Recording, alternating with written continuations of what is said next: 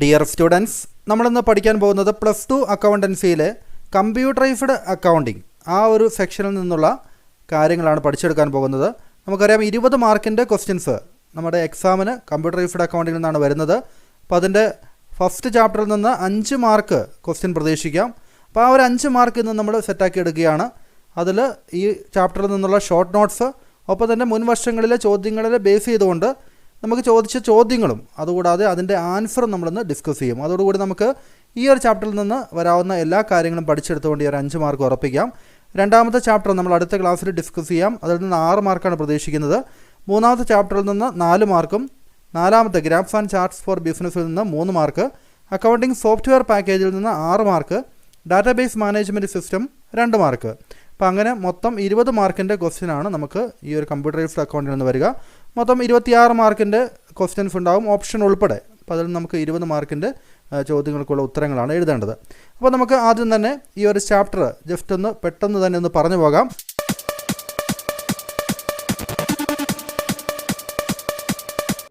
Overview of computerised accounting system എന്നാണ് ഇതിൻ്റെ ഒരു പേര്. അതിൻ്റെ മീനിങ്ങിൽ നമ്മൾ ആദ്യമായിട്ട് എന്താണ് computerised accounting system, CAS computerised accounting system എന്നുള്ള ആ ഒരു ഷോർട്ട് ഫോമോടെ CAS നിങ്ങൾ ഓർത്തിരിക്കുക. It is a system used by business for recording and analysing financial data with the help of computers and various accounting software. അതായത് നമ്മൾ accounting data, financial ഡാറ്റയെ നമ്മൾ കമ്പ്യൂട്ടറുകൾ ഉപയോഗിച്ചുകൊണ്ട്, കമ്പ്യൂട്ടറുകളും ഒപ്പം തന്നെ വേരിയസ് അക്കൗണ്ടിംഗ് സോഫ്റ്റ്വെയറുകൾ, നമ്മൾ ജിനുക്കാത്തെയൊക്കെ നമ്മൾ പഠിച്ചു അക്കൗണ്ടിംഗ് സോഫ്റ്റ്വെയറുകൾ അല്ലേ. അപ്പോൾ അതുപോലുള്ള അക്കൗണ്ടിംഗ് സോഫ്റ്റ്വെയറുകൾ, ലിബ്രെ ഓഫീസ് കാൽക്ക്, അപ്പോൾ അത്തരത്തിലുള്ള സോഫ്റ്റ്വെയറുകൾ ഉപയോഗിച്ചുകൊണ്ട് നമുക്ക് ഫിനാൻഷ്യൽ ഡാറ്റയെ അനലൈസ് ചെയ്ത് റെക്കോർഡ് ചെയ്യുന്ന അത്തരത്തിലുള്ള സിസ്റ്റത്തെയാണ് നമ്മൾ കമ്പ്യൂട്ടറൈസ്ഡ് അക്കൗണ്ടിംഗ് സിസ്റ്റം എന്ന് പറയുന്നത്. അപ്പോൾ ആ ഒരു സെൻറ്റൻസ് നിങ്ങൾ അതിനുവേണ്ടി പഠിച്ചിരിക്കുക. ഇനി കമ്പ്യൂട്ടറൈസ്ഡ് അക്കൗണ്ടിംഗ് സിസ്റ്റത്തിൻ്റെ ഫീച്ചേഴ്സ് ചോദിക്കുകയാണെങ്കിൽ അതിൽ ഒന്നാമതായിട്ട് പറയുന്നത് it is simple and integrated. അതൊരു സിമ്പിളായിട്ടുള്ള എന്നാൽ എല്ലാ കാര്യങ്ങളും സംയോജിപ്പിച്ചുകൊണ്ടുള്ള ഒരു ഫൈനാൻഷ്യൽ ഡാറ്റ സിസ്റ്റമാണ്. അപ്പോൾ CAS is very simple and it integrates all the business operations. ഒരു ബിസിനസ്സിൽ നടക്കുന്ന എല്ലാ ട്രാൻസാക്ഷൻസും റെക്കോർഡ് ചെയ്യാൻ തക്ക വിധത്തിൽ പ്രാപ്തിയുള്ള എന്നാൽ വളരെ സിമ്പിളായിട്ടുള്ള ഒരു സിസ്റ്റമാണ് കമ്പ്യൂട്ടറൈസ്ഡ് അക്കൗണ്ടിംഗ് സിസ്റ്റം. ദെൻ രണ്ടാമത്തെ ട്രാൻസ്പെറൻസിയാണ് പറയുന്നത്. It provides transparency for day to day business operations. അതായത് ബിസിനസ് ഓപ്പറേഷൻസ്, ഒരു ബിസിനസ്സിൽ നടക്കുന്ന എല്ലാ കാര്യങ്ങളും വളരെ വ്യക്തമായിട്ട് നമുക്ക് റെക്കോർഡ് ചെയ്യാൻ വേണ്ടി കമ്പ്യൂട്ടറൈസ്ഡ് അക്കൗണ്ടിങ്ങിൻ്റെ സഹായത്തോടെ അത് സാധിക്കുന്നുണ്ട്. ട്രാൻസ്പെറൻസി എന്ന് ഉദ്ദേശിക്കുന്നത് എല്ലാം വ്യക്തമായിട്ട് നമുക്ക് കാണാൻ സാധിക്കുന്നു എന്നുള്ളതാണല്ലേ. അതായത് ഒരു ബിസിനസ്സിലെ ഡാറ്റയെല്ലാം നമ്മൾ വളരെ കൃത്യമായിട്ട് റെക്കോർഡ് ചെയ്യുന്നതുകൊണ്ട് ആവശ്യമുള്ള സമയത്ത് നമുക്കത് വ്യക്തമായിട്ട് നമുക്കത് കാണാൻ വേണ്ടി സാധിക്കും. മൂന്നാമത്തത് ആക്യുറസി ആൻഡ് സ്പീഡാണ്. വളരെ കൃത്യമായിട്ട് ആക്യുറസിയോടുകൂടി നമുക്ക് കമ്പ്യൂട്ടറിൽ കാര്യങ്ങൾ ചെയ്യാമെന്ന് നമുക്കറിയാം അല്ലേ. ഒപ്പം തന്നെ വളരെ സ്പീഡിൽ നമുക്ക് മാനുവലായിട്ട് ചെയ്യുന്നതിനേക്കാളും വളരെ സ്പീഡിൽ നമുക്ക് ഡാറ്റ എൻ്റർ ചെയ്യാനും ആവശ്യമുള്ള സമയത്ത് അത് റിട്രൈവ് ചെയ്യാനും പുറത്തെടുക്കാനും നമുക്ക് സാധിക്കുന്നു. ദെൻ സ്കെയിലബിലിറ്റിയാണ് അടുത്തത്. CAS can be used by and any type and size of business firm. ഏത് തരത്തിലുള്ള ബിസിനസ് ഫേം, അത് സ്മോൾ ബിസിനസ് ആയിക്കോട്ടെ, ലാർജ് ബിസിനസ് ഫേം ആയിക്കോട്ടെ, ഏതെങ്കിലും തരത്തിലുള്ള ട്രേഡിംഗ് കൺസേൺ ആയിക്കോട്ടെ, മാനുഫാക്ചറിങ് കൺസേൺ ആയിക്കോട്ടെ, അപ്പോൾ ഏത് തരത്തിലുള്ള ബിസിനസ്സിനും സ്യൂട്ടബിൾ ആണ് എന്നുള്ളതാണ് സ്കെയിലബിലിറ്റി എന്നുകൊണ്ട് ഉദ്ദേശിക്കുന്നത്. അടുത്തത് അഞ്ചാമത്തെ റിലയബിലിറ്റിയാണ്. The reports generated using CA is more reliable. നമുക്ക് കമ്പ്യൂട്ടറൈസ്ഡ് അക്കൗണ്ടിംഗ് സിസ്റ്റം ഉപയോഗിച്ചുള്ള തയ്യാറാക്കുന്ന റിപ്പോർട്ട് എന്ന് പറയുന്നത് നമുക്ക് കൂടുതൽ റിലേ ചെയ്യാൻ പറ്റും, അത് റിലയബിൾ ആണ്, നമുക്കതിനെ ആശ്രയിക്കാൻ പറ്റും in comparison to manual accounting system. Manually തയ്യാറാക്കുന്ന ഒരു അക്കൗണ്ടിംഗ് രീതിയാണെങ്കിൽ അവിടെ തെറ്റുകളൊക്കെ വരാം. പക്ഷേ നമുക്ക് കമ്പ്യൂട്ടറൈസ്ഡ് അക്കൗണ്ടിങ്ങിൽ തെറ്റുകൾ വളരെ കുറവാണ്. അതുകൊണ്ട് ഇത് ഉപയോഗിച്ചുള്ള ഡാറ്റയെ നമുക്ക് കൂടുതൽ റിലേ ചെയ്യാൻ സാധിക്കും, അല്ലെങ്കിൽ റിലയബിൾ ആണ് എന്നുള്ളതാണ് ഇതിൻ്റെ ഒരു പ്രത്യേകത. ഇനി നമ്മൾ വളരെ പ്രധാനപ്പെട്ട മറ്റൊരു കാര്യം പഠിക്കാൻ പോകുന്നത് കോമ്പോണൻസ് ഓഫ് കമ്പ്യൂട്ടറൈസ്ഡ് അക്കൗണ്ടിംഗ് സിസ്റ്റമാണ്. കമ്പ്യൂട്ടറൈസ്ഡ് അക്കൗണ്ടിംഗ് സിസ്റ്റത്തിന് 5 കോമ്പോണൻസ് ആണുള്ളത്. അതിനെ 5 പില്ലേഴ്സ് ഓഫ് CAS എന്നും പറയാറുണ്ട്. 5 പില്ലേഴ്സ്. അപ്പോൾ what are the 5 pillars of CAS എന്ന് ചോദിക്കാം, അല്ലെങ്കിൽ what are the components of computerised accounting system എന്ന് ചോദിക്കാം. അതിൽ 5 എണ്ണത്തിൽ ഒന്നാമത്തത് procedure, 2 data, 3 people, 4 hardware, 5 software. അപ്പോൾ ഈ ഒരു 5 കാര്യങ്ങൾ നിങ്ങൾ ഓർത്തിരിക്കുക. ഇത് ഉപയോഗിച്ചുകൊണ്ട് ഇതേ രീതിയിൽ മറ്റ് ചോദ്യങ്ങളൊക്കെ വരാം. ഈ ബാക്കിയുള്ള ആദ്യത്തെ ഒരു 3 എണ്ണം പറഞ്ഞു, നാലാമത്തത് വേണമെങ്കിൽ തെറ്റായിട്ട് വേറൊരു ഐറ്റം പറയാം, എന്നിട്ട് അതിൽ വേറിട്ട് നിൽക്കുന്ന ഏതാണ് കണ്ടുപിടിക്കുക, അങ്ങനെ ചോദിക്കാം കേട്ടോ. ആ രീതിയിലും ക്വസ്റ്റ്യൻ വരാം. അതുകൊണ്ട് ഈ 5 പേരുകളും 5 components of computerised accounting system 5 പേരുകൾ ഓർത്തിരിക്കുക. അപ്പോൾ എന്താണ് നമുക്ക് ഓരോ എന്നുള്ളത് ഒരു ജസ്റ്റ് ഒരു എക്സ്പ്ലനേഷൻ കൊണ്ട് പഠിച്ചു വയ്ക്കാം. പ്രൊസീജിയർ എന്ന് വെച്ച് കഴിഞ്ഞാൽ the step by step sequence of activities to be followed to perform a task. അപ്പോൾ ഒരു കാര്യം ചെയ്യുന്നതിന് വേണ്ടിയുള്ള സ്റ്റെപ്പ് ബൈ സ്റ്റെപ്പായിട്ടുള്ള ആ ഒരു പ്രൊസീജിയറിനെയാണ്, ആ ഒരു സീക്വൻസിനെയാണ്, ആ ക്രമത്തെയാണ് നമ്മൾ പ്രൊസീജിയർ എന്ന് പറയുന്നത്. നമുക്കറിയാം, ഒരു ഫൈനൽ അക്കൗണ്ട്സ് തയ്യാറാക്കുന്നതിന് മുമ്പായിട്ട് ആദ്യം നമുക്ക് ജേണൽ എൻട്രീസ് എഴുതണം അല്ലേ. ബിസിനസ് ട്രാൻസാക്ഷൻ ഉണ്ടായിക്കഴിഞ്ഞാൽ ജേണൽ എൻട്രി എഴുതണം, അതിനെ ലെഡ്ജറിലേക്ക് പോസ്റ്റ് ചെയ്യണം. ലെഡ്ജറിൻ്റെ ബാലൻസ് ഉപയോഗിച്ചുകൊണ്ട് ട്രയൽ ബാലൻസ് തയ്യാറാക്കണം. ട്രയൽ ബാലൻസ് ഉപയോഗിച്ചുകൊണ്ട് നമ്മൾ ഫിനാൻഷ്യൽ സ്റ്റേറ്റ്മെൻറ്റ്സ് അല്ലേ, ഫൈനൽ അക്കൗണ്ട്സ് ഉൾപ്പെടെ നമ്മൾ തയ്യാറാക്കുന്നു. അപ്പോൾ അതിനൊരു സ്റ്റെപ്പ് ബൈ സ്റ്റെപ്പ് പ്രൊസീജിയറുണ്ട്. അതാണ് നമ്മൾ ആദ്യം പ്രൊസീജിയർ എന്ന രീതിയിൽ ഇത് പഠിച്ചെടുക്കുക. കമ്പ്യൂട്ടറൈസ്ഡ് അക്കൗണ്ടിംഗ് സിസ്റ്റത്തിലും ഇത്തരത്തിലുള്ള ഒരു പ്രൊസീജിയർ ഫോളോ ചെയ്യുന്നുണ്ട്. രണ്ടാമത്തത് ഡാറ്റയാണ്. അപ്പോൾ എന്താണ് ഡാറ്റ എന്നുള്ളത് നോക്കുക. Raw facts and figures used by a computer. ഒരു കമ്പ്യൂട്ടറിലേക്ക് ഒരു ഡാറ്റ നമ്മൾ എൻ്റർ ചെയ്ത് കൊടുക്കുമ്പോൾ അത് ശരിക്കും പറഞ്ഞാൽ റോ ഫാക്ട്സ് ആണ്. പിന്നീട് അതിനെ നമ്മൾ മോഡിഫൈ ചെയ്ത് അതിനെ റെഡിയാക്കിയാണ് ഇൻഫർമേഷനായിട്ട് ഉപയോഗിക്കുന്നത്. അതായത് നമുക്ക് മാറ്റം വരുത്താതെ, മോഡിഫൈ ചെയ്യാത്ത ഏറ്റവും സാധാരണമായിട്ടുള്ള ഏറ്റവും ബേസിക് ആയിട്ടുള്ള ഒരു കാര്യത്തെയാണ് നമ്മൾ റോ ഫാക്റ്റ് എന്ന് പറയുന്നത്. അതിനെ നമുക്ക് ഡാറ്റ എന്ന് പറയാം. അപ്പോൾ ഈ ഒരു ഡാറ്റയെ നമ്മൾ പ്രോസസ്സ് ചെയ്യുമ്പോഴാണ് അത് ഇൻഫർമേഷനായിട്ട് മാറുന്നത്. ഒരു പ്രോസസ്സ് ചെയ്ത് അത് ഡിസിഷൻ മേക്കിങ്ങിന് സഹായിക്കുന്ന രീതിയിലുള്ള ഒരു ഇൻഫർമേഷനായിട്ട് മാറുന്നു. അപ്പോൾ ഡാറ്റയും ഇൻഫർമേഷനും തമ്മിലുള്ള വ്യത്യാസം നമുക്ക് ചോദിക്കാം. റോ ഫാക്ട്സ് ആണ്, അതായത് പ്രോസസ്സ് ചെയ്യാത്ത ആ ഒരു ഫാക്റ്റുകളെ, വസ്തുതകളെ നമുക്ക് ഡാറ്റ എന്ന് വിളിക്കാം. എന്നാൽ അതിനെ പ്രോസസ്സ് ചെയ്ത് അതിനെ നമുക്ക് ഉപയോഗപ്പെടുന്ന രീതിയിൽ, ആവശ്യമുള്ള രീതിയിലേക്ക് മാറ്റുമ്പോൾ നമുക്കതിനെ എന്ത് വിളിക്കാം? ഇൻഫോർമേഷൻ എന്ന് വിളിക്കാം അല്ലേ.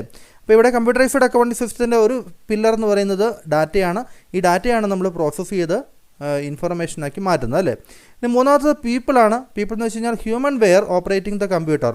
ഒരു കമ്പ്യൂട്ടർ ഉപയോഗിക്കുന്ന ആളുകളെയാണ്, ഓപ്പറേറ്റ് ചെയ്യുന്ന ആളുകളെയാണ് ഹ്യൂമൻ വെയർ എന്ന് പറയുന്നത് അല്ലേ. ഇപ്പോൾ ഡാറ്റ എൻട്രി ഓപ്പറേറ്റർ, അക്കൗണ്ടൻറ്റ്, ഇവരൊക്കെ എന്താണ്? ഈ ഒരു പീപ്പിളിൻ്റെ ഭാഗമാണ് അല്ലേ. ആ പേരുകൾ കൂടി ഓർത്തിരിക്കുക. ദെൻ നാലാമത്തത് ഹാർഡ്വെയർ ആണ്. ഹാർഡ്വെയർ എന്ന് പറയുമ്പോൾ physical parts and network of computers. ഒരു കമ്പ്യൂട്ടേഴ്സിൻ്റെ ആ ഫിസിക്കൽ പാർട്ടുകൾ, നമുക്കറിയാം CPU പോലുള്ള ആ കമ്പ്യൂട്ടറിൻ്റെ മോണിറ്റർ, അതെല്ലാം എന്താണ്? ഹാർഡ്വെയറിൻ്റെ ഭാഗമാണ് അല്ലേ. ഇപ്പോൾ കമ്പ്യൂട്ടേഴ്സിന് കൂടെ ഉപയോഗിക്കുന്ന നെറ്റ്വർക്കും അതെല്ലാം ഹാർഡ്വെയർ ആയിട്ടാണ് കണക്ക് കൂട്ടുക. അഞ്ചാമത്തെ സോഫ്റ്റ്വെയർ ആണ്. All programs which put the hardware to function. അതിൽ ഹാർഡ്വെയറുകൾ ഫംഗ്ഷൻ ചെയ്യണമെങ്കിൽ, മോണിറ്ററൊക്കെ ഒന്ന് ഓണായി വരണമെങ്കിൽ, ഒരു ക്ലിക്ക് ചെയ്യുമ്പോൾ ഒരു ഡാറ്റ ഓപ്പണായി വരണമെങ്കിൽ അതിനെ സപ്പോർട്ട് ചെയ്യുന്ന സോഫ്റ്റ്വെയറുകൾ അതിൽ ഉപയോഗിക്കണം അല്ലേ. അപ്പോൾ അത്തരത്തിലുള്ള പ്രോഗ്രാമുകളെയാണ് നമ്മൾ സോഫ്റ്റ്വെയറുകളെന്ന് പറയുന്നത്. ദെൻ അക്കൗണ്ടിങ് സൈക്കിൾ എന്താണ് നമ്മൾ ഇനി അടുത്ത് നോക്കാൻ പോകുന്നത്. Accounting cycle it refers to the steps involved in the completion of accounting process. Accounting പ്രോസസ്സിന് വേണ്ടി ഉപയോഗിക്കുന്ന ആ ഒരു സ്റ്റെപ്പുകൾ എന്തൊക്കെയാണെന്ന് നോക്കുക. ഒന്നാമത്തെ recording of transaction in journal. ജേണലിൽ നമ്മൾ ട്രാൻസാക്ഷൻസ് റെക്കോർഡ് ചെയ്യുന്നു. ജേണലിൽ നിന്ന് ലെഡ്ജറിലേക്ക് നമ്മളതിനെ പോസ്റ്റ് ചെയ്യുന്നു. Preparation of trial balance. അക്കൗണ്ടുകളുടെ ലെഡ്ജറിൻ്റെ ബാലൻസ് വെച്ചുകൊണ്ട് ട്രയൽ ബാലൻസ് പ്രിപ്പയർ ചെയ്യുന്നു. അഡ്ജസ്റ്റിംഗ് എൻട്രീസ് ആവശ്യമെങ്കിൽ നമ്മളത് പാസ്സാക്കുന്നു. Preparation of adjusted trial balance, അത് വെച്ചുകൊണ്ട് നമ്മൾ ട്രയൽ ബാലൻസ് പ്രിപ്പയർ ചെയ്യുന്നു. ദെൻ ക്ലോസിംഗ് എൻട്രീസ് പാസ്സാക്കുന്നു. പ്രിപ്പറേഷൻ ഓഫ് ഫിനാൻഷ്യൽ സ്റ്റേറ്റ്മെൻറ്റ്, അതിനുശേഷം ഫിനാൻഷ്യൽ സ്റ്റേറ്റ്മെൻറ്റ് പ്രിപ്പയർ ചെയ്യുന്നു. അപ്പോൾ ഇതാണ് ഒരു detailed step of accounting procedure എന്ന് പറയുന്നത് അല്ലേ. അപ്പോൾ അതിൻ്റെ പേരുകൾ ഓർത്തിരിക്കുക. ഇനി നമുക്ക് ഗ്രൂപ്പിംഗ് ഓഫ് അക്കൗണ്ട്സ് ഗ്രൂപ്പ് ചെയ്യുന്നത് എങ്ങനെയാണെന്നുള്ളത് നോക്കാം. The process of bringing together accounts of similar nature at one place is called grouping of accounts. അപ്പോൾ ഇവിടെ എന്താണ് ഗ്രൂപ്പിംഗ് ഓഫ് അക്കൗണ്ട്സ് ഉദ്ദേശിക്കുന്നത്? ഒരേ സ്വഭാവത്തിലുള്ള അക്കൗണ്ടുകളെ നമ്മൾ ഒരുമിച്ച് ഒരു സ്ഥലത്ത് പ്ലേസ് ചെയ്യുന്നതിനെയാണ് ഗ്രൂപ്പിംഗ് ഓഫ് അക്കൗണ്ട്സ് എന്ന് പറയുക. അപ്പോൾ ഇവിടെ in CAS grouping is done on the basis of accounting equation. അപ്പോൾ ഗ്രൂപ്പിംഗ് നടത്തുന്നത് ഏതിനെ ബേസ് ചെയ്താണ്? അക്കൗണ്ടിങ് ഇക്വേഷനെ ബേസ് ചെയ്താണെന്നും ഓർത്തിരിക്കുക. അപ്പോൾ നമ്മൾ ഉദാഹരണത്തിന് ലൈബിലിറ്റീസ് എന്ന് പറയുന്ന ഒരു ഗ്രൂപ്പാണ്. ക്യാപിറ്റൽ എന്ന് പറയുന്നത് ഗ്രൂപ്പാണ്. റവന്യൂ മൈനസ് എക്സ്പെൻസസ്, അതായത് ലൈബിലിറ്റീസ് പ്ലസ് ക്യാപിറ്റൽ. ലൈബിലിറ്റീസും ക്യാപിറ്റലോടും കൂട്ടുമ്പോൾ നമുക്ക് അസറ്റ്സ് ആകുന്ന അങ്ങനെ ഒരു ഇക്വേഷൻ നമ്മൾ കണ്ടിട്ടുണ്ടല്ലേ. Assets is equal to liabilities plus capital അല്ലേ. അപ്പോൾ അതിൻ്റെ കൂടെ നമുക്ക് റവന്യൂ മൈനസ് എക്സ്പെൻസ്, അതായത് പ്രോഫിറ്റ് എത്രയാണോ റവന്യൂവിൽ നിന്ന് എക്സ്പെൻസ് കുറച്ച് കഴിയുമ്പോൾ കിട്ടുന്നതാണ് പ്രോഫിറ്റ് അല്ലേ. അപ്പോൾ ക്യാപിറ്റലിനോട് പ്രോഫിറ്റോട് ആഡ് ചെയ്ത് കഴിയുമ്പോൾ നമുക്ക് പിന്നെ ലൈബിലിറ്റിയോട് ആഡ് ചെയ്ത് കഴിയുമ്പോൾ അസറ്റ്സ് കിട്ടും അല്ലേ. ഇതാണ് അക്കൗണ്ടിങ് ഇക്വേഷൻ എന്ന് പറയുന്നത്. അപ്പോൾ ഇവിടെ അസറ്റ്സ് എന്ന് പറഞ്ഞാൽ ഒരു ഫിക്സഡ് അസറ്റ് അതിന് ഗ്രൂപ്പ് ആക്കുന്നുണ്ട്. അസറ്റിനെ രണ്ട് ഗ്രൂപ്പായിട്ട് വീണ്ടും തരംതിരിക്കുന്നുണ്ട്, ഫിക്സഡ് അസറ്റ് എന്നും കറണ്ട് അസറ്റ് എന്നും. ലൈബിലിറ്റീസിനെ രണ്ട് ഗ്രൂപ്പുകളാക്കുന്നു, അല്ലെങ്കിൽ കുറേ ഗ്രൂപ്പുകൾ, അതായത് സെക്യൂർഡ് ലോൺസ്, അൺസെക്യൂർഡ് ലോൺസ് എന്ന് തിരിക്കുന്നു, ക്രെഡിറ്റേഴ്സ് തിരിക്കുന്നു, പ്രൊവിഷൻസ് തിരിക്കുന്നു. അപ്പോൾ ഇതിനെ ഒരേപോലുള്ള സ്വഭാവങ്ങളായിട്ട്, ക്രെഡിറ്റേഴ്സ് എന്ന് പറഞ്ഞാൽ നമുക്കറിയാം, നമ്മൾ ക്യാഷ് കൊടുക്കാനുള്ള ആളുകളാണ് ക്രെഡിറ്റേഴ്സ് എന്ന് പറയുന്നത് അല്ലേ. അവരെല്ലാം കൂടെ ഒരു ഗ്രൂപ്പ് ആക്കുന്നു. കറണ്ട് അസറ്റ്സ് ആണെങ്കിൽ cash in hand, fund debtors, അതൊക്കെ കറണ്ട് അസറ്റ്സ് ആണല്ലേ. അപ്പോൾ അത്തരത്തിലുള്ള കാര്യങ്ങൾ വെച്ചുകൊണ്ട് ഒരേ സ്വഭാവത്തിലുള്ള അസറ്റുകളെ നമ്മൾ ഒരേ ഹെഡിങ്ങിൻ്റെ കീഴിലാക്കുന്നത് പോലെയാണ്, അതിനെയാണ് ഈ ഗ്രൂപ്പിംഗ് എന്ന് പറയുന്നത്. ദെൻ ക്യാപിറ്റലിന് share capital, reserves and surplus എന്ന് പറഞ്ഞ് 2 സബ് ഗ്രൂപ്പുകളുണ്ട്. റവന്യൂസിൽ സെയിൽസ് വരുന്നുണ്ട്, മറ്റ് ഇൻകംസ് വരുന്നുണ്ട്. എക്സ്പെൻസിൽ റോ മെറ്റീരിയൽ കൺസ്യൂംഡ് വരുന്നുണ്ട്, സാലറി വേജസും, മാനുഫാക്ചറിങ് എക്സ്പെൻസ്, അഡ്മിനിസ്ട്രേറ്റീവ് എക്സ്പെൻസ്, ഇതെല്ലാം എക്സ്പെൻസ് പറയുന്ന ഗ്രൂപ്പിൽ കീഴിൽ വരുന്നതാണ്. അപ്പോൾ അതിനെയാണ് ഗ്രൂപ്പിംഗ് എന്ന് പറയുന്നത്. ആ ഗ്രൂപ്പിങ്ങിൻ്റെ അർത്ഥം മനസ്സിലാക്കുക. ഇനി വളരെ ഇമ്പോർട്ടൻ്റ് ആയിട്ട് നമ്മൾ റിപ്പീറ്റഡ് ആയിട്ട് ചോദ്യങ്ങൾ ചോദിക്കുന്ന ഏരിയയാണ് കോഡിഫിക്കേഷൻ ഓഫ് അക്കൗണ്ട്സ് എന്ന് പറയുന്നത്. Codification refers to the process of allotting codes to accounts. അപ്പോൾ അക്കൗണ്ടുകൾക്ക് ഒരു നിശ്ചിത കോഡുകൾ നൽകുന്ന ആ ഒരു പ്രോസസ്സിനെയാണ് കോഡിഫിക്കേഷൻ എന്ന് പറയുന്നത്. അതായത് കോഡ് എന്ന് ഉദ്ദേശിക്കുന്നത് ഒന്നെങ്കിൽ ഒരു നമ്പർ കൊടുക്കുന്നതായിരിക്കും, അല്ലെങ്കിൽ ഏതെങ്കിലും ഒരു സിമ്പൽ, ചിഹ്നങ്ങൾ കൊടുക്കുന്നതാകാം, ലെറ്റർ കൊടുക്കുന്നതാകാം, അല്ലെ ABC എന്ന് പറഞ്ഞ ലെറ്ററുകൾ കൊടുക്കുന്നതാകാം. അപ്പോൾ അത്തരത്തിലുള്ള സിമ്പലുകൾ, നമ്പറുകൾ, ലെറ്റർ പോലുള്ള കോഡുകൾ അക്കൗണ്ട്സിന് അലോട്ട് ചെയ്യുന്നതിനെയാണ് കോഡിഫിക്കേഷൻ എന്ന് പറയുന്നത്. ഇങ്ങനെ വരുമ്പോൾ നമുക്ക് ടൈപ്സ് ഓഫ് കോഡ്സ്, ഇപ്പോൾ കോഡുകൾ പലതരത്തിലുണ്ട്. അത് സീക്വൻഷ്യൽ കോഡാകാം, അല്ലെങ്കിൽ ബ്ലോക്ക് കോഡാകാം, അതുമല്ലെങ്കിൽ ന്യൂമോണിക് കോഡുകളാകാം. അപ്പോൾ ഇത് ഓരോ കോഡുകളും എന്താണെന്നും അതിൻ്റെ മീനിങ് ഉൾപ്പെടെ, അതിൻ്റെ എക്സാമ്പിൾ ഉൾപ്പെടെ നിങ്ങൾ പഠിച്ചു വെക്കേണ്ടതാണ്. കാരണം എക്സാമ്പിളാണ് എപ്പോഴും ക്വസ്റ്റ്യൻ ആയിട്ട് ചോദിക്കുന്നത്. എല്ലാ വർഷം തന്നെ ഉറപ്പായിട്ടും ഇതിൽ നിന്നൊരു ക്വസ്റ്റ്യൻ ഉണ്ടാവും. ഏതെങ്കിലും ഒരു കോഡിനെ എക്സാമ്പിളായിട്ട് ക്വസ്റ്റ്യൻ ചോദിച്ചിട്ടുണ്ടാവും അല്ലേ. നമുക്ക് അതിൻ്റെ സീക്വൻഷ്യൽ കോഡ്, ഒരു സീക്വൻഷ്യൽ കോഡാണെങ്കിൽ എന്താണ് ഒരു സീക്വൻഷ്യൽ കോഡെന്ന് ആദ്യം നോക്കാം. Numbers and or letters R allotted in consecutive order. ഒരു സീക്വൻസിൽ കൃത്യമായൊരു ഓർഡറിൽ നമ്മൾ കോഡുകൾ അലോട്ട് ചെയ്യുന്നതിനെയാണ് സീക്വൻഷ്യൽ കോഡ് എന്ന് പറയുന്നത്. ഉദാഹരണത്തിന് 2 കമ്പനികളുണ്ടെന്ന് വിചാരിക്കുക. അപ്പോൾ CM001 ആദ്യത്തെ കമ്പനിക്ക് കൊടുത്തു. അപ്പോൾ രണ്ടാമത്തെ കമ്പനിക്ക് CM002 എന്ന് കൊടുക്കും അല്ലേ. മൂന്നാമത്തെ കമ്പനി നമുക്കറിയാം ഇതിൻ്റെ ഒരു ഓർഡറിൽ ഏതായിരിക്കും അടുത്ത നമ്പർ, CM003 എന്നായിരിക്കും അല്ലേ. അപ്പോൾ അങ്ങനെ ഒരു സീക്വൻസിൽ കൺസിക്യൂട്ടീവ് ഓർഡറിൽ കൊടുക്കുന്ന ആ കോഡിനെയാണ് സീക്വൻഷ്യൽ കോഡ് എന്ന് പറയുന്നത്. ഇനി ബ്ലോക്ക് കോഡ് എന്താ നോക്കുക. In block code a range of numbers is partitioned into sub range and each sub range is allotted to a specific group. അപ്പോൾ നമ്മൾ ഇപ്പോൾ 1000 വരെയാണ് നമ്പറുകൾ നമുക്ക് കോഡുകൾ കൊടുക്കേണ്ടതെന്ന് വിചാരിക്കുക. 1000ൽ ആദ്യത്തെ 100 നമ്മൾ ടെലിവിഷന് വേണ്ടി, ഇപ്പോൾ ഉദാഹരണത്തിന് ഇവിടെ 3000 നമ്പറുകളുണ്ടെന്ന് വിചാരിക്കുക. 3000 കോഡുകൾ കൊടുക്കണം. അപ്പോൾ 1001 മുതൽ 1999 വരെ ടെലിവിഷന് മാത്രമായിട്ട് കൊടുക്കുന്നു അല്ലേ. അപ്പോൾ 1001 എന്ന് പറഞ്ഞാൽ ടെലിവിഷൻ നമ്പർ 1, 1002 എന്ന് പറഞ്ഞാൽ ടെലിവിഷൻ നമ്പർ 2 വേറൊരു കമ്പനിയുടെ. അപ്പോൾ ആ രീതിയിൽ നമുക്ക് ടെലിവിഷന് മാത്രമായിട്ടൊരു സബ് റേഞ്ച് അല്ലേ. മൊത്തത്തിൽ 3000 നമ്പറാണുള്ളത്. അതിൽ 1000 മുതൽ 1999 വരെ ഒരു സബ് റേഞ്ചസ് വരുന്നത് ഇതിനകത്താണ്, ബ്ലോക്ക് കോഡിലാണെന്ന് ഓർത്തിരിക്കുക കേട്ടോ. ഇപ്പോൾ ക്വസ്റ്റ്യനിൽ സബ് റേഞ്ചസ് എന്ന വാക്കുണ്ടെങ്കിൽ അത് ഏത് കോഡുമായിട്ട് റിലേറ്റഡ് ആണ്, അത് ബ്ലോക്ക് കോഡുമായിട്ട് റിലേറ്റഡ് ആണെന്ന് ഓർത്തിരിക്കുക. ഇവിടെ 2001 മുതൽ 1999 വരെ എന്താണ്, മൊബൈൽ ഫോണിന് വേണ്ടിയും, 3001 മുതൽ 3999 വരെ റെഫ്രിജറേറ്റേഴ്സിന് വേണ്ടി. അപ്പോൾ അങ്ങനെ തരംതിരിക്കുന്നതാണ് ബ്ലോക്ക് കോഡ് എന്ന് പറയുന്നത്. ഇനി ന്യൂമോണിക് കോഡ് എന്ന് വെച്ച് കഴിഞ്ഞാൽ it consist of alphabets or abbreviations are symbols to codify a piece of information. നമുക്കൊരു ഡാറ്റയെ നമ്മൾ അതിനെ കോഡിഫൈ ചെയ്യുന്നതിന് വേണ്ടി അബ്രിവിയേഷൻസ് അല്ലെങ്കിൽ ചുരുക്കപ്പേരുകൾ, ആൽഫബറ്റ്സ്. ഉദാഹരണത്തിന് പാലക്കാടിന് നമ്മൾ PGT എന്ന് മാത്രം എഴുതുന്നു. TVC എന്ന് പറഞ്ഞാൽ ട്രിവാൻഡ്രം അല്ലേ, തിരുവനന്തപുരത്തിനോ അല്ലെങ്കിൽ ട്രിവാൻഡ്രത്തിനോ നമ്മൾ TVC എന്ന് മാത്രം കൊടുക്കുന്നു. തൃശ്ശൂരിന് TCR എന്ന് കൊടുക്കുന്നു അല്ല, ഇടുക്കിക്കാണ് IDK എന്ന് കൊടുക്കും. അപ്പോൾ അത്തരത്തിൽ നമുക്ക് അബ്രിവേഷൻസ്, അതിൻ്റെ ചുരുക്കപ്പേരുകൾ അല്ലെങ്കിൽ കുറച്ച് ആൽഫബറ്റ് ഉപയോഗിച്ചുകൊണ്ട് ഒരു പേരിനെ കോഡ് ചെയ്യുന്നതിനാണ് നമ്മൾ ന്യൂമോണിക് കോഡുകൾ എന്ന് പറയുക. അപ്പോൾ ഈ ഒരു 3 തരത്തിലുള്ള കോഡുകളും അതിൻ്റെ എക്സാമ്പിളുകളും കൃത്യമായിട്ട് തന്നെ ഓർത്തിരിക്കുക. ഇനി മറ്റൊരു ഏരിയയാണ് സെക്യൂരിറ്റി ഫീച്ചേഴ്സ് ഓഫ് CAS. അപ്പോൾ അതിൽ നമുക്ക് 3 കാര്യങ്ങളാണ് പഠിക്കേണ്ടത്. കമ്പ്യൂട്ടറൈസ്ഡ് അക്കൗണ്ടിംഗ് സിസ്റ്റത്തിൽ സെക്യൂരിറ്റി ഉറപ്പുവരുത്തുന്നതിൻ്റെ ഭാഗമായിട്ട് പാസ്വേഡ് സെക്യൂരിറ്റി ഉണ്ട്, ഡാറ്റ ഓഡിറ്റ് ഉണ്ട്, ഡാറ്റ വോൾട്ട് ഉണ്ട്. അപ്പോൾ ഈ 3 കാര്യങ്ങൾ ഓർത്തിരിക്കുക. Password is a mechanism which restricts the access to computer system and data to the user only. അപ്പോൾ നമുക്കറിയാം നമ്മൾ മൊബൈൽ ഫോണുകളൊക്കെ പാസ്വേഡ് ഇടുന്നുണ്ട് അല്ലേ. അതുപോലെ നമുക്ക് കമ്പ്യൂട്ടറൈസ്ഡ് അക്കൗണ്ടിംഗ് സിസ്റ്റത്തിലും പാസ്വേഡ് ഉപയോഗിച്ചുകൊണ്ട് നമുക്ക് നമ്മുടെ ഫിനാൻഷ്യൽ ഡാറ്റ മറ്റുള്ള ആളുകൾ കാണാതിരിക്കുന്നതിന് വേണ്ടി, മിസ്യൂസ് ചെയ്യാതിരിക്കാൻ വേണ്ടി നമുക്ക് പാസ്വേഡ് സെറ്റ് ചെയ്യാം. അതാണ് പാസ്വേഡ് സെക്യൂരിറ്റി. ഡാറ്റ ഓഡിറ്റ് എന്ന് പറയുമ്പോൾ this feature enables us to know as to whom and what changes have been made in the original data. ഒരു കമ്പ്യൂട്ടറൈസ്ഡ് അക്കൗണ്ടിംഗ് സിസ്റ്റത്തിലൂടെ അല്ലെങ്കിൽ ഫിനാൻഷ്യൽ ഡാറ്റ അതാരാണ് മെയിൻറ്റെയിൻ ചെയ്യേണ്ടത്, ഒപ്പം തന്നെ ഏതെങ്കിലും ഡാറ്റയിൽ മാറ്റം വരുത്തുകയാണെങ്കിൽ ആരാണ് ഇതിൽ റെസ്പോൺസിബിലിറ്റി ഉള്ളത് തുടങ്ങിയ കാര്യങ്ങളൊക്കെ ഫിക്സ് ചെയ്ത് വയ്ക്കുന്നു അല്ലേ. റെസ്പോൺസിബിലിറ്റി അങ്ങനെ ഫിക്സ് ചെയ്ത് ഓരോരുത്തരെയും ഉൾപ്പെടുത്തി വയ്ക്കുമ്പോൾ ആ ഡാറ്റ മാനിപ്പുലേറ്റ് ചെയ്യുക, അതിലെന്തെങ്കിലും കൃത്രിമത്വം കാണിക്കുക തുടങ്ങിയ കാര്യങ്ങളൊക്കെ നമുക്ക് തടയാൻ വേണ്ടി സാധിക്കും. കാരണം അതിലുള്ള ഓരോ ഡാറ്റയ്ക്കും ഒരു പർട്ടിക്കുലർ പേഴ്സണെ അസൈൻ ചെയ്ത് കൊടുക്കുകയും അദ്ദേഹത്തിൻ്റെ ഉത്തരവാദിത്തത്തിലാക്കുകയും ചെയ്യുന്നതിനാണ് ഡാറ്റ ഓഡിറ്റ് എന്ന് പറയുന്നത്. ദെൻ ഡാറ്റ വോൾട്ട് ഉണ്ട്. Vaulting will save data encrypted form.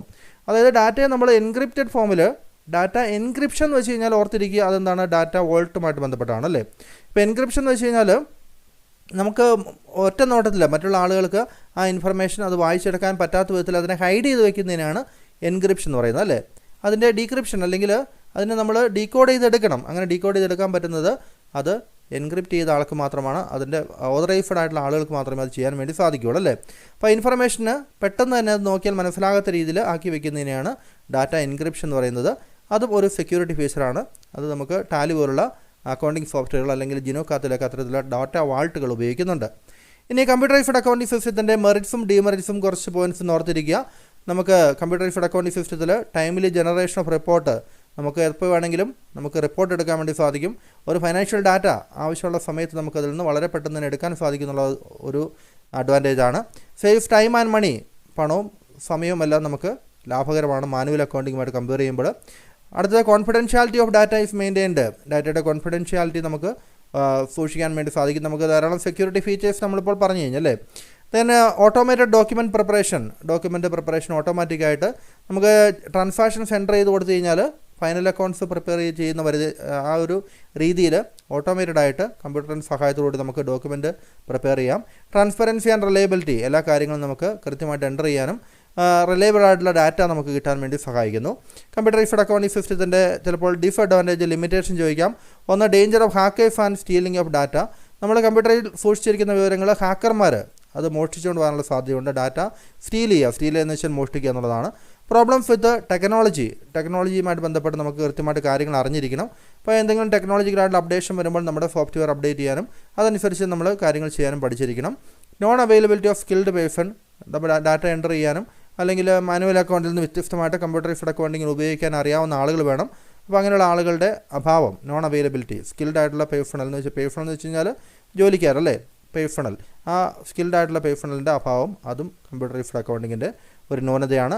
Chances of data loss due to various reason, പല രീതിയിൽ ഡാറ്റ നഷ്ടപ്പെട്ടു പോകാനുള്ള സാധ്യതയുണ്ട്. ഏതെങ്കിലും രീതിയിൽ അതിനെ ഡിലീറ്റ് ചെയ്യാനോ അത്തരത്തിലുള്ള കാര്യങ്ങൾ സാധ്യതയുണ്ട്. ഹ്യൂജ് ട്രെയിനിങ് കോസ്റ്റ് ഓഫ് എംപ്ലോയീസിന് ഇത്തരം കാര്യങ്ങൾ പഠിപ്പിച്ചെടുക്കുന്നതിന് ട്രെയിനിങ് കോസ്റ്റ് കൂടുതലാണ്. അപ്പോൾ ഇതാണ് കമ്പ്യൂട്ടറൈസ്ഡ് അക്കൗണ്ടിങ്ങിൻ്റെ ലിമിറ്റേഷനായിട്ട് പറയുക. അടുത്തതായിട്ട് പറയുന്നത് accounting information system, AIS and it sub സിസ്റ്റമാണ്. അക്കൗണ്ടിങ് ഇൻഫർമേഷൻ സിസ്റ്റം, അതിൻ്റെ ആ ഒരു ഓർത്തിരിക്കുക, ആ ഒരു ഫുൾ ഫോമും AIS എന്നുള്ളതിൻ്റെ full form accounting information system എന്നാണ്. അപ്പോൾ അക്കൗണ്ടിങ് ഇൻഫർമേഷൻ സിസ്റ്റത്തിൽ ധാരാളം സബ് സിസ്റ്റം ഉണ്ട്. ബഡ്ജറ്റ് സബ് സിസ്റ്റം, ബഡ്ജറ്റുമായിട്ട് ബന്ധപ്പെട്ടത്. Cash and bank sub system, cash വഴിയും ബാങ്ക് വഴിയും പേയ്മെൻറ്റ്, റിസീപ്റ്റ്, അത്രയും കാര്യങ്ങൾ. Sales and accounts receivable sub system, സെയിൽസും അക്കൗണ്ട്സ് റിസീവബിളുമായിട്ട് നമ്മൾ ക്രെഡിറ്റ് സെയിൽ നടത്തുന്നു, കിട്ടാനുള്ള പണം അത് രേഖപ്പെടുത്തി വയ്ക്കുക, അതാണ് accounts receivable. Inventory sub system ഉണ്ട്, സ്റ്റോക്കുമായിട്ട് ബന്ധപ്പെട്ടത്. Purchase and accounts payable sub system. Payroll accounting sub system, payroll എന്ന് വെച്ചാൽ സാലറിയൊക്കെ എംപ്ലോയീസിന് കൊടുക്കുന്നതുമായിട്ട് ബന്ധപ്പെട്ടത്. Fixed asset accounting system, fixed അസറ്റുമായിട്ട് ബന്ധപ്പെട്ടത്. ഫിക്സഡ് അസറ്റുകൾ വാങ്ങുക, വിൽക്കുക, അതിൻ്റെ ഡിപ്രീസിയേഷൻ തുടങ്ങിയ കാര്യങ്ങൾ. ടാക്സ് അക്കൗണ്ടിംഗ് സബ് സിസ്റ്റം, ടാക്സുമായിട്ട് ബന്ധപ്പെട്ട കാര്യങ്ങൾ. Final account sub system, final account preparation. Costing sub system, കോസ്റ്റുമായിട്ട് ബന്ധപ്പെട്ട കാര്യങ്ങൾ. അപ്പോൾ അങ്ങനെ ഇത്തരത്തിലുള്ള അക്കൗണ്ടിംഗ് ഇൻഫർമേഷൻ സിസ്റ്റത്തിൽ ധാരാളം സബ് സിസ്റ്റം ഉണ്ട് അതിൻ്റെ കീഴിൽ എന്നുള്ള കാര്യം ഓർത്തിരിക്കുക. ആ കാര്യങ്ങളൊക്കെയാണ് ചെറിയ നോട്ടായിട്ട് ഇവിടെ കൊടുത്തിരിക്കുന്നത്. ജസ്റ്റ് ഒന്ന് വായിച്ച് നോക്കുക. ഓക്കെ, അപ്പോൾ നമുക്കിനി ചാപ്റ്റർ 1 ഇതുമായിട്ട് ബന്ധപ്പെട്ട് വന്നിരിക്കുന്ന ക്വസ്റ്റ്യൻസ് നമുക്ക് ഏതൊക്കെയാണെന്നുള്ളത് ഒന്ന് പരിചയപ്പെടാൻ നോക്കുക. ഒന്നാമത്തെ ക്വസ്റ്റ്യൻ, ദ കോഡ് 3012399 അല്ലേ, for soap is an example of dash type of code എന്നാണ് പറഞ്ഞിരിക്കുന്നത്. അപ്പോൾ നമ്മൾ കണ്ടു ഒരു സ്പെഷ്യൽ റേഞ്ച് 301 മുതൽ 399 വരെ സോപ്പിന് കൊടുക്കുന്നത് അല്ലേ. അപ്പോൾ അങ്ങനെ ഒരു സബ് റേഞ്ച് കൊടുക്കുന്നത് ഏത് ടൈപ്പ് കോഡിലായിരുന്നു? അത് നമുക്കറിയാം, ബ്ലോക്ക് കോഡിലാണല്ലേ. ബ്ലോക്ക് കോഡിലാണ് അങ്ങനെ ഒരു കോഡുകൾ കൊടുക്കുന്നത്. 2, find the odd one, data, people, hardware, virus. അപ്പോൾ നമ്മുടെ 5 പില്ലേഴ്സ് നമ്മൾ പഠിച്ചല്ലേ. ഡാറ്റ, പീപ്പിൾ, ഹാർഡ്വെയർ, സോഫ്റ്റ്വെയർ ആയിരുന്നു പിന്നെ വരേണ്ടതല്ലേ. സോഫ്റ്റ്വെയർ എന്നുള്ളായിരുന്നു വരേണ്ടത്. അപ്പോൾ അതിൽ വൈറസ് എന്നാണ് കൊടുത്തിരിക്കുന്നത്, സോഫ്റ്റ്വെയർ വരുന്നതിന് പകരം. അപ്പോൾ നമുക്ക് അതുകൊണ്ട് ഈ വൈറസാണ് അതിൻ്റെ ഓഡ് വൺ എന്നുള്ളത് നമുക്ക് മനസ്സിലാകും. അടുത്ത, expand the CIS and MIS. CIS എന്ന് വെച്ച് കഴിഞ്ഞാൽ കമ്പ്യൂട്ടറൈസ്ഡ് അക്കൗണ്ടിംഗ് സിസ്റ്റമാണ്. CIS കമ്പ്യൂട്ടറൈസ്ഡ് അക്കൗണ്ടിംഗ് സിസ്റ്റം പഠിച്ചു വയ്ക്കുക. MIS എന്ന് വെച്ചാൽ മാനേജ്മെൻറ്റ് ഇൻഫർമേഷൻ സിസ്റ്റമാണ്. മാനേജ്മെൻറ്റ് ഇൻഫർമേഷൻ സിസ്റ്റം, അതായത് മാനേജേഴ്സിന് ഡിസിഷൻ എടുക്കാൻ തക്ക വിധത്തിൽ ഇൻഫർമേഷൻ കമ്പ്യൂട്ടറിൻ്റെ സഹായത്തോടെ റെഡിയാക്കുന്നതിനെയാണ് മാനേജ്മെൻറ്റ് ഇൻഫർമേഷൻ സിസ്റ്റം എന്ന് പറയുന്നത്. അപ്പോൾ എന്താണ് MIS? മാനേജ്മെൻറ്റ് ഇൻഫർമേഷൻ സിസ്റ്റം ഓർത്തിരിക്കുക. Then which among the following is not a component of CIS? CISൽ ഒരു കോമ്പോണൻ്റ് അല്ലാത്തത്, ഡാറ്റ അതെ, സോഫ്റ്റ്വെയർ അതെ അല്ലേ, പ്രൊസീജിയർ അതെ, പക്ഷേ ഡിസിഷൻ അല്ല അല്ലേ.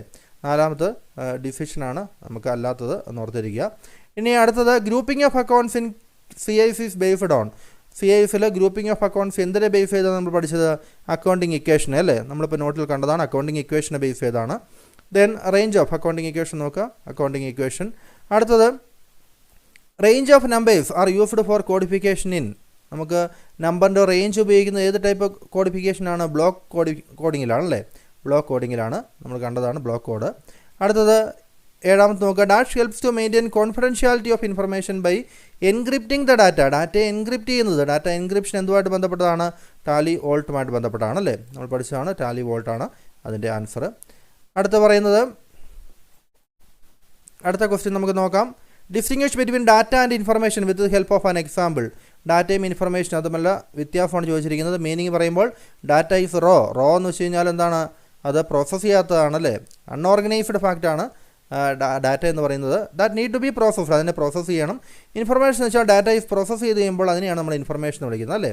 അപ്പോൾ ഡാറ്റ എന്ന് വെച്ചാൽ ഇറ്റ് ആക്ട് ആസ് ഇൻപുട്ട്. കമ്പ്യൂട്ടറിലേക്ക് നമ്മൾ ഡാറ്റയാണ് എൻ്റർ ചെയ്ത് കൊടുക്കുന്നത്. കമ്പ്യൂട്ടർ സഹായത്തോടെ അത് ഇൻഫർമേഷനായിട്ട് മാറുകയാണ് അല്ലേ. ഇൻഫർമേഷൻ ആക്ട് ആസ് ഔട്ട്പുട്ടായിട്ട് വരുന്നത് അതിൽ ഇൻഫർമേഷനാണ്. ഓക്കെ. അപ്പോൾ അടുത്ത ക്വസ്റ്റ്യൻ നോക്കുക. 9ാമത്തെ question. What are the 5 pillars of CAS? നമ്മൾ പറഞ്ഞ കാര്യമാണ് procedure, data, people, hardware, software അല്ലേ. അതാണ് 5 പില്ലേഴ്സ് ഓഫ് അല്ലെങ്കിൽ കോമ്പോണൻസ് എന്നറിയപ്പെടുന്നത്. Point out any 4 sub system of accounting information system.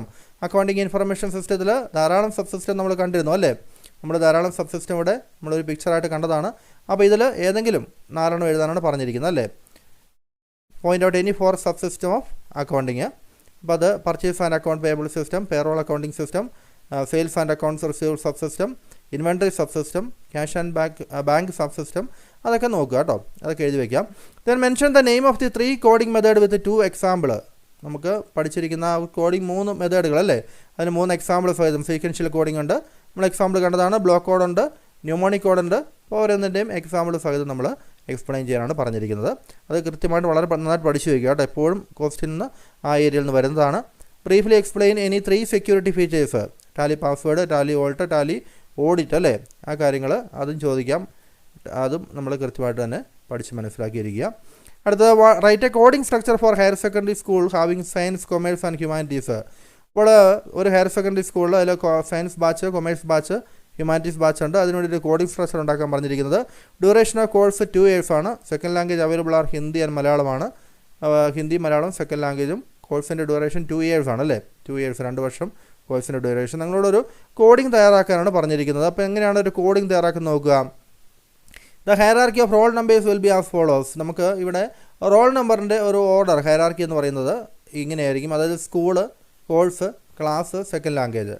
അപ്പോൾ നമുക്ക് സ്കൂളിൻ്റെ coding structure will be as follows. School code നമ്മളൊരു 4 എന്ന് കൊടുക്കുന്നു. അപ്പോൾ ഡിജിറ്റ് നമുക്ക് 2103 എന്ന് കൊടുക്കുന്നു. കോഴ്സ് കോഡ് 2 ഡിജിറ്റ് ആകുമ്പോൾ 0.02 എന്ന് വരുന്നു. Class digit 1 for first year and 1 for second year, example 1. Second language 1 digit for അല്ലേ, എക്സാമ്പിൾ 1. അപ്പോൾ നമുക്കിങ്ങനെ മൊത്തത്തിൽ നമുക്കിങ്ങനെ കോഡ് സ്കൂളിൻ്റെ കോഡ് നമ്മൾ 4 digit ഏതെങ്കിലും ഒരു 4 digit കൊടുക്കുക. അതിന് 2103 എന്ന് നമ്മൾ എഴുതുന്നു സ്കൂളിൻ്റെ കോഡ്. കോഴ്സ് കോഡ് എന്ന് വെച്ച് കഴിഞ്ഞാൽ അവ 2 digit ആയിരിക്കും കോഴ്സ് കോഡ്. നമ്മളിവിടെ ഏതാണ് നമുക്ക് കോഴ്സ് വന്നിരിക്കുന്നത് നമ്മൾ ആ കോഴ്സിന് 02 എന്ന് കൊടുക്കുന്നു. ഇനി 1 ക്ലാസ്സിന് ഏത് ക്ലാസ്സിലേക്കാണ് എന്നുള്ളത്, ഫസ്റ്റ് ഇയർ ആണോ സെക്കൻഡ് ഇയർ ആണോ അല്ലേ. +1ലേക്ക് നമുക്ക് 1 എന്ന് കൊടുക്കുന്നു. അപ്പോൾ നമുക്ക് 1 എന്ന് ഇവിടെ കൊടുക്കാം. സെക്കൻഡ് ലാംഗ്വേജ് ഒരു സെക്കൻഡ് ലാംഗ്വേജിന് 1 എന്ന് കൊടുക്കുന്നു. മറ്റൊരു സെക്കൻഡ് ലാംഗ്വേജ് 2 എന്ന് കൊടുക്കും. ഇവിടെ നമുക്ക് 1 ഒന്നാമത്തെ ലാംഗ്വേജിന് 1 എന്ന് കൊടുക്കാം. അപ്പോൾ ആ രീതിയിൽ നിങ്ങൾ കുറച്ച് നമ്പറുകൾ എഴുതുക. ആ നമ്പറിനൊരു ക്രമത്തിൽ, അതായത് സ്കൂൾ കോഡ് ഒരു 4 എത്ര ഡിജിറ്റാണ് സ്കൂൾ കോഡിന് ഉപയോഗിക്കുന്നത് എന്നുള്ളത് നോക്കുക. കോഴ്സ് കോഡാണെങ്കിൽ 2 digit കൊടുക്കുക. ക്ലാസ് കോഡിന് 1 digit കൊടുക്കുക. സെക്കൻഡ് ലാംഗ്വേജ് ആകുമ്പോൾ അതിന് ഒരു 1 digit നമ്പർ വേറെ കൊടുക്കുക. അപ്പോൾ ആ രീതിയിൽ നമുക്ക് കോഡുകൾ നമുക്ക് അസൈൻമെൻറ്റ് ചെയ്യാൻ വേണ്ടി സാധിക്കും. അപ്പോൾ അതൊരു എക്സാമ്പിളായിട്ടൊന്ന് ഓർത്തിരുന്നേക്കുക, അങ്ങനത്തെ ഒരു എക്സാമ്പിൾ. അടുത്ത classify the following into mnemonic code, sequential code and block code. അങ്ങനെ പലതായിട്ട് തരംതിരിച്ചാണ് പറഞ്ഞിരിക്കുന്നത്. CL എന്നൊക്കെ പറയുന്നത് കറണ്ട് അസറ്റിനും കറണ്ട് ലയബിലിറ്റിയും കൊടുക്കുന്നത് നമുക്കറിയാം ന്യൂമോണിക് കോഡാണ് അല്ലേ. 0102 ഒരു സീക്വൻസ് ആണ്. അപ്പോൾ സീക്വൻഷ്യൽ കോഡാണത്. 01 to 099 അല്ലേ, അത് സോപ്പിന് കൊടുക്കുന്നു. 1 to 199 പൗഡറിന് കൊടുക്കുന്നു. അപ്പോൾ അത് ബ്ലോക്ക് കോഡാണ് അല്ലേ. അങ്ങനെ നമുക്ക് പെട്ടെന്ന് മനസ്സിലാക്കാൻ വേണ്ടി സാധിക്കും. Describe any 4 features of computerised accounting. Computerised അക്കൗണ്ടിങ്ങിൻ്റെ 4 ഫീച്ചേഴ്സ് നമ്മൾ പഠിച്ചതാണ്, എഴുതി വയ്ക്കുക. Computerised accounting have several merits over manual accounting. Manual അക്കൗണ്ടിങ്ങും കമ്പ്യൂട്ടറൈസ്ഡ് അക്കൗണ്ടിങ്ങും തമ്മിൽ അതിൽ മാനുവൽ അക്കൗണ്ടിങ്ങിനെ വെച്ച് നോക്കുമ്പോൾ കമ്പ്യൂട്ടറൈസ്ഡ് അക്കൗണ്ടിങ്ങിന് പല മെറിറ്റ്സ് ഉണ്ടല്ലേ. ആ കാര്യങ്ങൾ നമുക്ക് എഴുതാൻ വേണ്ടി സാധിക്കണം. ഇതാണ് കമ്പ്യൂട്ടറൈസ്ഡ് അക്കൗണ്ടിങ്ങിനുള്ള മെറിറ്റ്സ് എന്ന് പറയുന്നത്. ടൈമിലി ജനറേഷൻ ഓഫ് റിപ്പോർട്ട്, നമുക്ക് വളരെ പെട്ടെന്ന് തന്നെ റിപ്പോർട്ട് കിട്ടും. Alterations and additions easy. നമുക്ക് വളരെ പെട്ടെന്ന് തന്നെ മാറ്റങ്ങൾ വരുത്താൻ വേണ്ടി സാധിക്കും. മാനുവൽ അക്കൗണ്ടിങ്ങിന് വെച്ച് നോക്കുമ്പോൾ കമ്പ്യൂട്ടറൈസ്ഡ് അക്കൗണ്ടിങ്ങിൽ എന്തെങ്കിലും മാറ്റങ്ങൾ വരുത്തണമെങ്കിൽ നമുക്ക് ഒരു സ്ഥലത്ത് മാറ്റം വരുത്തിയാൽ അതെല്ലാ സ്ഥലത്തും അതിൻ്റെ എഫക്റ്റ് എത്തും അല്ലേ, വളരെ പെട്ടെന്ന് എത്തും. കോസ്റ്റ് ചിലവ് കുറവാണ്. കോൺഫിഡൻഷ്യാലിറ്റി അല്ലേ, കാര്യങ്ങൾ നമുക്ക് സീക്രട്ടായിട്ട് വെക്കേണ്ട കാര്യങ്ങൾ നമുക്ക് സീക്രട്ടായിട്ട് തന്നെ പാസ്വേഡൊക്കെ സെറ്റ് ചെയ്ത് നമുക്ക് സീക്രട്ടായിട്ട് സൂക്ഷിക്കാൻ വേണ്ടി സാധിക്കും. അപ്പോൾ അത്തരം കാര്യങ്ങൾ അതിലെഴുതാവുന്നതാണ്. Develop a coding structure suitable to assets with different sub group. നമുക്ക് അസറ്റുമായിട്ട് ബന്ധപ്പെട്ട് അതിൻ്റെ ഡിഫറൻറ്റ് സബ് ഗ്രൂപ്പുമായിട്ട് ബന്ധപ്പെട്ട് ഒരു കോഡിംഗ് സ്ട്രക്ചർ ഉണ്ടാക്കാൻ പറഞ്ഞിട്ടുണ്ട്. Then point out any 4 demerits of CAS computerised അക്കൗണ്ടിങ്ങിൻ്റെ ഏതെങ്കിലും 4 ഡീമെറിറ്റുകൾ ആദ്യം ചോദിച്ചിട്ടുണ്ട്. അപ്പോൾ ആ രീതിയിലേക്കാണ് ചോദിക്കാൻ സാധ്യത. ഇവിടെ നമുക്ക് അസറ്റ്സുമായിട്ട് ബന്ധപ്പെട്ട് കോഡിംഗ് കൊടുത്തിരിക്കുന്നത് ശ്രദ്ധിക്കുക. അസറ്റ്സിന് for assets we can give 2 and digit 1.1. അപ്പോൾ 2 ഡിജിറ്റ് നമ്മൾ അസറ്റ്സിന് കൊടുക്കുന്നു. ഫിക്സഡ് അസറ്റ് 1.2 എന്ന് കൊടുക്കുന്നു. അപ്പോൾ അസറ്റ് നോക്കുക, അസറ്റ് ഇവിടെ 1 കൊടുത്തു കഴിഞ്ഞാൽ ഫിക്സഡ് അസറ്റ് 1.1ഉം ഫിക്സഡ് അസറ്റിൻ്റെ കീഴിൽ വരുന്ന കാര്യങ്ങൾ 1.1 അല്ലേ, ആ രീതിയിൽ എഴുതണം. അതിൽ ഫിക്സഡ് അസറ്റ് രണ്ടാമത് ഫിക്സഡ് അസറ്റ് 1.1.2 എന്നാക്കുക അല്ലേ. 1.1 എന്ന് പറയുന്നത് ഫിക്സഡ് അസറ്റിൻ്റെയാണ് ഇത്രയും ഭാഗം. അതിൽ 1 എന്ന് പറയുന്നത് ലാൻഡ് ആൻഡ് ബിൽഡിങ്, 1.1 കഴിഞ്ഞ് 2 എന്ന് പറയുന്നത് പ്ലാന്റ് ആൻഡ് മെഷീനറി അല്ലേ. ഇനി കറണ്ട് അസറ്റ്സിലേക്ക് വരുമ്പോൾ ഇവിടെ 1.1 എന്നല്ലായിരുന്നു ഫിക്സഡ് അസറ്റ് വന്നത്. കറണ്ട് അസറ്റ് നമ്മൾ 1.2 എന്ന് കൊടുക്കും. 1.2.1 എന്ന് പറയുമ്പോൾ കറണ്ട് അസറ്റിലെ ക്യാഷ് എന്ന് വരും. 1.2.2 എന്ന് പറയുമ്പോൾ അവിടെ ഡെപ്റ്റേഴ്സ് വരും അല്ലേ. അപ്പോൾ ആ രീതിയിൽ നമുക്ക് അതിൻ്റെ കോഡിങ് കൊടുക്കാം. കമ്പ്യൂട്ടറൈസ്ഡ് അക്കൗണ്ടിങ് ഡിസഡ്വാൻറ്റേജ് നമ്മൾ പറഞ്ഞു കോസ്റ്റ്ലിയാണ്. അത് ലാക്ക് ഓഫ് റിലയബിലിറ്റി. എപ്പോഴും നമുക്ക് ആ ഡാറ്റ നമുക്ക് റിലയബിൾ അല്ല. കമ്പ്യൂട്ടറൈസ്ഡ് വൈറസുകളൊക്കെ വരാം അല്ലേ, ഹാക്കേഴ്സ് ഡാറ്റ സ്റ്റീൽ ചെയ്യാം, മോഷ്ടിക്കാം. ഹ്യൂമൻ എറേഴ്സ് വരാം, മനുഷ്യൻ തന്നെ തെറ്റുകൾ വരുത്തിയേക്കാം. നമ്മൾ ഡാറ്റ റെക്കോർഡ് ചെയ്യുന്നത് കൃത്യമായിട്ട് അറിയാത്തവരാണെങ്കിൽ തെറ്റ് സംഭവിക്കാം. എക്സ്പീരിയൻസ് ആയ സ്റ്റാഫ് ഇല്ലാത്ത കേസുകളുണ്ടാകാം. അപ്പോൾ ഇത്തരം കാര്യങ്ങളൊക്കെയാണ് കമ്പ്യൂട്ടറൈസ്ഡ് അക്കൗണ്ടിങ്ങിൻ്റെ ഡിസഡ്വാൻറ്റേജ് എന്ന് പറയുന്നത്. ഇപ്പോൾ നമ്മൾ ഈ ഒരു ചാപ്റ്റർ 1 കംപ്ലീറ്റ് ആയിട്ട് ഡിസ്കസ് ചെയ്തു അല്ലേ. നിങ്ങൾക്ക് ഹാഫ് 1 പ്രാവശ്യം ഒന്ന് കൃത്യമായിട്ട് കേൾക്കുക. ഏകദേശം ഒരു നല്ലൊരു കോൺഫിഡൻസ് നിങ്ങൾക്ക് ഈ ഒരു ക്ലാസ്സിലൂടെ കിട്ടിക്കാണമെന്ന് പ്രതീക്ഷിക്കുന്നു. ഉണ്ടെങ്കിൽ ആ കാര്യങ്ങളൊക്കെ ഒന്ന് കമൻറ്റ് ബോക്സിൽ പറയുക, നിങ്ങളുടെ ഫ്രണ്ട്സിനായിട്ടൊന്ന് ഷെയർ ചെയ്ത് കൊടുക്കുക. പരമാവധി ഈ വീഡിയോ ലൈക്ക് ചെയ്ത് പ്രോത്സാഹിപ്പിക്കുകയും ചെയ്യാം കേട്ടോ. അപ്പോൾ നമുക്ക് ചാപ്റ്റർ 2 നമുക്ക് ഉടൻ തന്നെ കാണാം. താങ്ക്